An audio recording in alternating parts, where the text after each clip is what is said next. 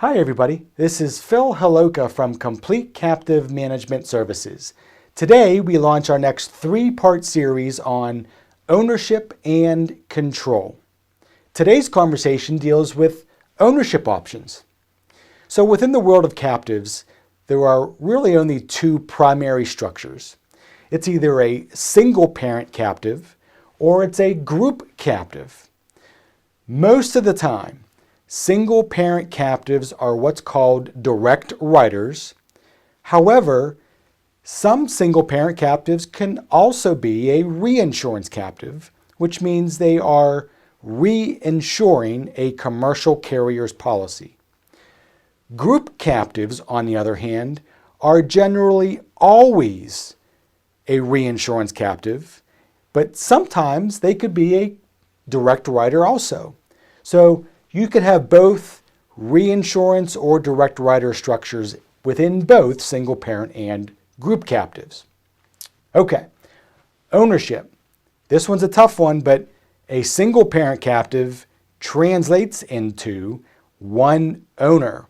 And that one owner is generally the insured business that receives a policy from the single parent captive.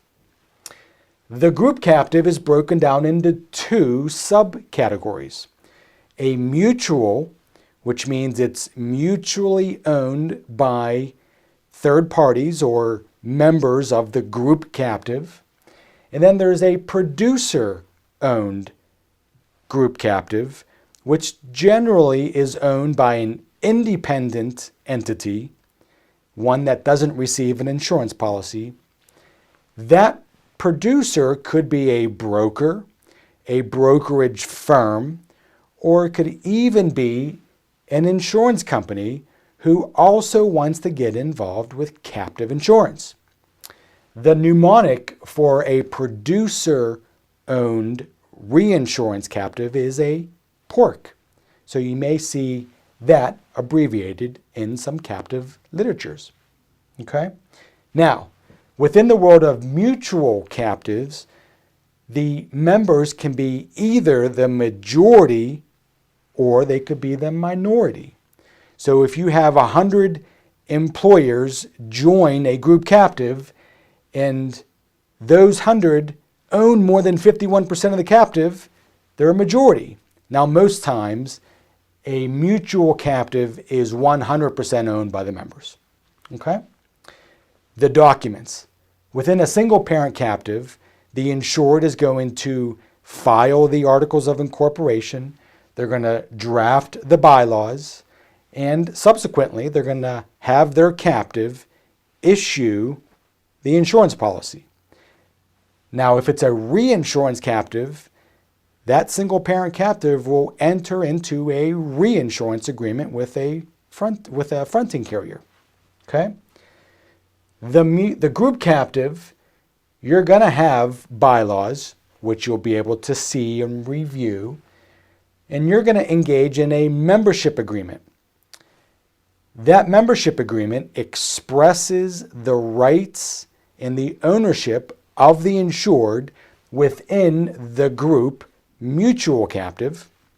And then, of course, the reinsurance agreement, which should be able to be viewed by the mutual member. However, the reinsurance agreement is crafted by the fronting carrier. So keep that in mind.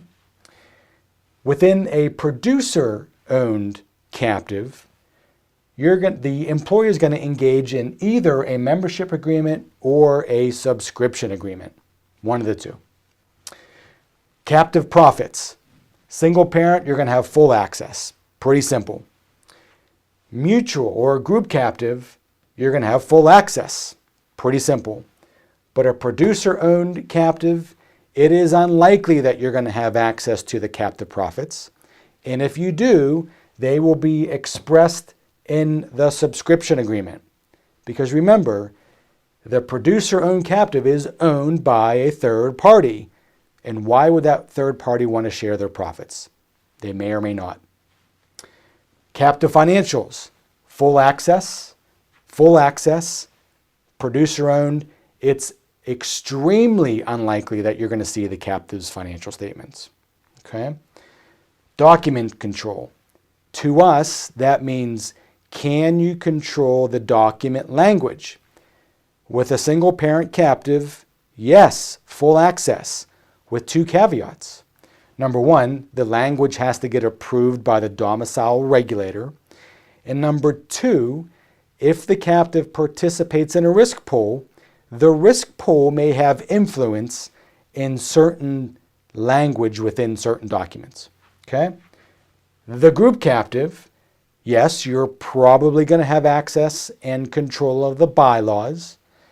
Yes, you're probably going to have control of the membership agreement, but you're not going to have access to the reinsurance document because the author of the reinsurance document is the fronting carrier.